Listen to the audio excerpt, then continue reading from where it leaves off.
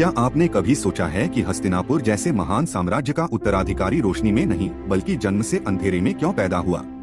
वह स्वर्ण सिंहासन जो शक्ति, वैभव और साम्राज्य का प्रतीक था, उसके लिए अंधापन केवल एक शारीरिक दोष नहीं बल्कि नीति का कठोर और गूढ़ निर्णय था।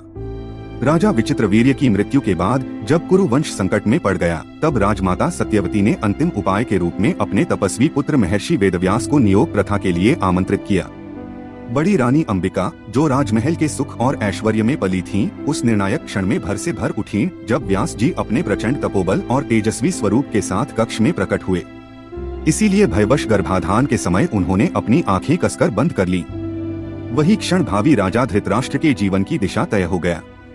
व्यास जी ने स्पष्ट कहा, पुत्र महाप्रतापी होगा किंतु जन्म से अंधा होगा, और ठीक वैसा ही हुआ। धृतराष्ट्र का जन्म अंधकार में हुआ, लेकिन यह सत्य का केवल एक बाहरी स्तर था।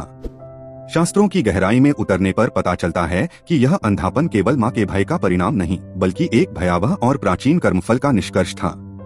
अपने पूर्व जन्म में धृतराष्ट्र का आत्मा एक अत्यंत क्रूर और निरंकुश राजा थी, जिसे दूसरों को पीड़ा देने में बहुत आनंद मिलता था।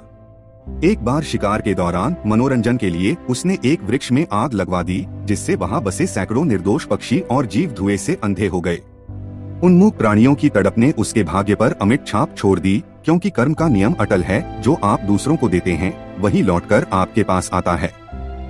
उसी कर्म के प्रभाव से जब वह आत्मा धृतराष्ट्र के रूप में जन्म लेने वाली थी, तो परिस्थितियां ऐसी बनी कि उसकी मां को आंखें बंद करनी पड़ी। शारीरिक अंधापन वास्तव में उसके पिछले जन्म के विवेक रूपी अंधेपन का प्रतिफल था। आगे चलकर धृतराष्ट्र केवल नेत्रों से ही अंधे नहीं रहे, बल्कि जीवन भर पुत्रमोह और सत्ता के लोभ में भी अंधे बने रहे।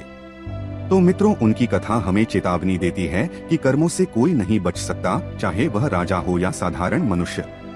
इसलिए मेरे युवा साथियों, यह कहानी हमें यह सिखाती है कि हमारे आज के कर्म ही हमारा कल बनाते हैं। इसलिए शक्ति का दुरुपयोग और दूसरों के प्रति क्रूरता अंततः हमें ही अंधकार की ओर ले जाती है। इसीलिए विवेक से चुनिए, सत्कर्म कीजिए, ताकि आपका कर्म फल हमेशा अच्छा हो। तो दोस्तों, यह रहा आज की कहानी। आशा करता हूँ आज की कहानी भी आपको बहुत ज्यादा पसंद आया है। इस वीडियो को ज्यादा से ज्यादा शेयर करें ताकि बाकी लोगों के जिंदगी में भी थोड़ा बहुत सुधार देखने को मिले।